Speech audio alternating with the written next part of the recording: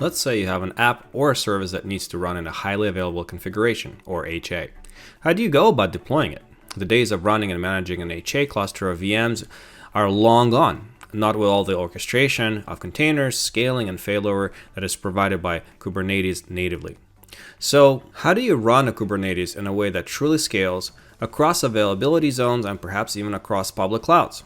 Well, that is what this demo guide covers. How to enable a high availability configuration of a workload, making it scalable and efficient by running virtual Kubernetes clusters with all the networking connectivity enabled by F5 distributed cloud services. So you can follow this guide by taking two different paths. Path 1 are the SaaS console steps as outlined in the GitHub repo, which includes all the sample config and all the bits necessary to complete the deployment. And path 2 is by using provided Terraform scripts to automate the deployment of the app infrastructure and all of the main parts of this guide. Either approach will result in the following configuration.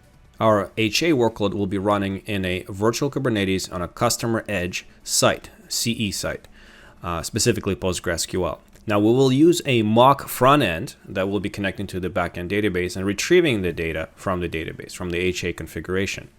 And the way it will work is the users will first access the regional edge sites, which are the globally distributed points of access across the regional edge RE. And that traffic then is routed via TCP load balancer to the customer edge deployment, which is CE, as we mentioned before.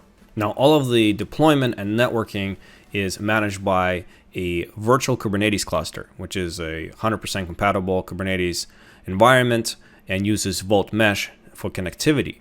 And what it does is it makes it easy to connect between multiple sites, between the regional edge and customer edge sites, and expose any of the data that's stored on the customer edge site to the other services running in RE potentially, or it could be even other public clouds. And because it is Kubernetes, you can use kubectl, kubectl, as well as package manager for Kubernetes like Helm charts to deploy entire configurations, such as highly available configuration of our database PostgreSQL, which significantly simplifies the process of configuring a database cluster managed by Kubernetes, which itself runs on top of customer specified infrastructure on multiple VMs, in this case on AWS VPCs, but it could also be on machines in the private cloud that a customer manages. All of that infrastructure could be configured, set up via the F5 distributed cloud console, and of course, separately, you can automate it via the APIs that are provided for distributed cloud.